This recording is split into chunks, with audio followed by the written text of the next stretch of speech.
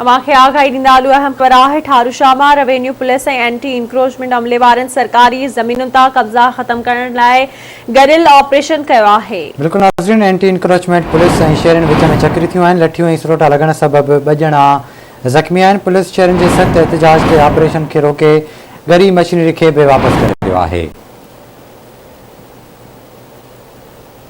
ठारूशामा खे ख़बर ॾियूं पिया, रेवेन्यू पुलिस एंटी इंक्रोचमेंट अमले वारनि सरकारी ज़मीनुनि तां कब्ज़ा ख़त्म करण लाइ गॾियल ऑपरेशन कयो आहे।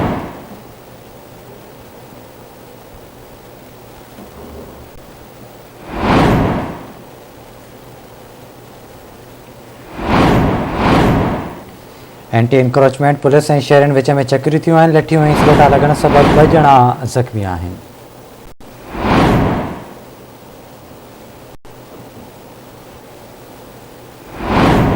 अवांखे आगाही ॾींदा हलूं ठारूशामा रेवेन्यू पुलिस ऐं एंटी इंक्रोचमेंट अमले वारा सरकारी ज़मीनुनि तां कब्ज़ा ख़त्म कराइण लाइ गॾियल ऑपरेशन कयो आहे। एंटी इंक्रोचमेंट पुलिस ऐं शहरनि विच में चकरियूं थियूं आहिनि। लठियूं ऐं सरोटा लॻण सबबि 2 ॼणा ज़ख़्मी थी पिया आहिनि। पुलिस शहरनि जे सख़्त एहतिजाज ते ऑपरेशन खे रोके ॻरी मशीनरी खे बि वापसि करे छॾियो आहे।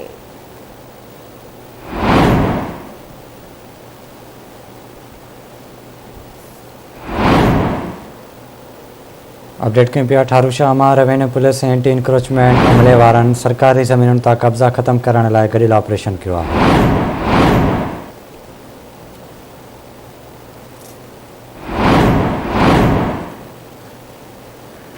तफ़सील मालूम कंदासीं फराज़ मलूक मस्तोई खां। जी फराज़, अपडेट कजो।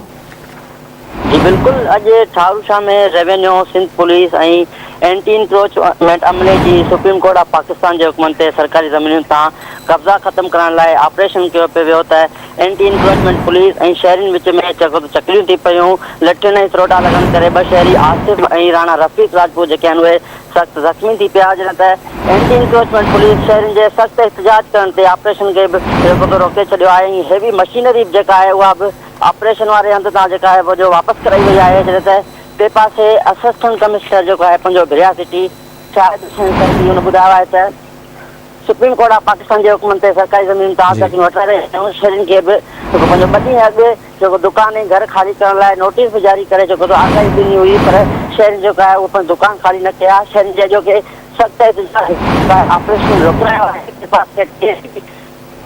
ठीक है फराज़, वॾी महिरबानी अवां जी तफ़सील खां आगाह करण लाइ।